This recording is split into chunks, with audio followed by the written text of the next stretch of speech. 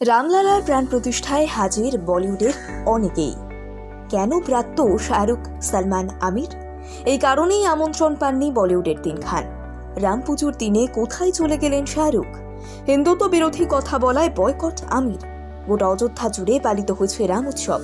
৫৫০ বছর পর নতুন করে রামায়ণ সূচিত হয়েছে।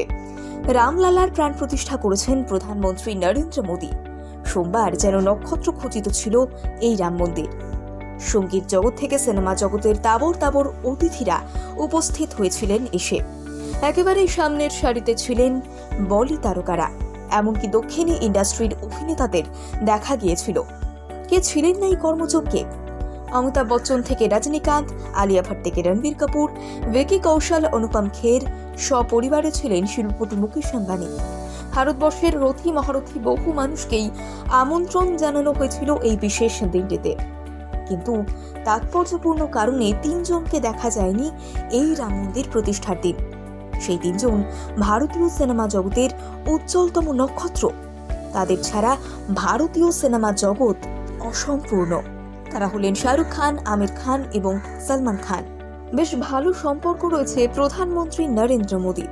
তবে কেন তাদের দেখা গেল না? তাদের না দেখা যাওয়ার কারণে ভিন্ন ভিন্ন মত পোষণ করছেন বিশেষজ্ঞরা। লাল সিং চাড্ডা ছবির মুক্তির সময় নাকি অভিনেতা আমির খান হিন্দুত্ব বিরোধী সংগঠনগুলির বিরুদ্ধে বেফাঁস মন্তব্য করে ফেলেন। তার জন্যই তাকে ব্রাত্য করে রাখা হয়েছে আমন্ত্রণে। তবে আমিরের 2 প্রাক্তন স্ত্রী হিন্দু, তাদের বাড়িতে পুজো পাঠ চলে। তবু কেন হিন্দু অনুষ্ঠানে থাকলেন না আমির? শাহরুখ খানের স্ত্রী গৌরী হিন্দু হওয়ার কারণে বাড়িতে প্রতিদিন পুজো পাঠ করেন। এদিকে রাম মন্দির উদ্বোধনের দিন শাহরুখ সপরিবারে চলে গিয়েছিলেন বৈষ্ণোদেবীর মন্দিরে। তবে কি আমন্ত্রণ না পাওয়ার কারণেই এই ঘটনা?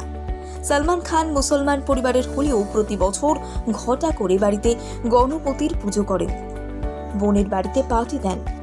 এ ব্যাপারে সালমান খান মৌনতা ভেঙে জানিয়েছেন বড্ড কাজের চাপ। কিন্তু আর 2 খান এই ব্যাপারে স্পিকটি নট।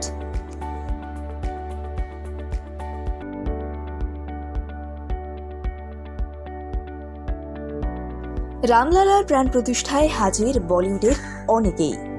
কেন ব্রাত্য শাহরুখ, সালমান, আমির? এই কারণেই আমন্ত্রণ পাননি বলিউডের ৩ খান। রাম পুজোর দিনে কোথায় চলে গেলেন শাহরুখ? হিন্দুত্ব বিরোধী কথা বলায় বয়কট আমির। গোটা অযোধ্যা জুড়ে পালিত হয়েছে রাম উৎসব। ৫৫০ বছর পর নতুন করে রামায়ণ সূচিত হয়েছে। রামলালার প্রাণ প্রতিষ্ঠা করেছেন প্রধানমন্ত্রী নরেন্দ্র মোদী।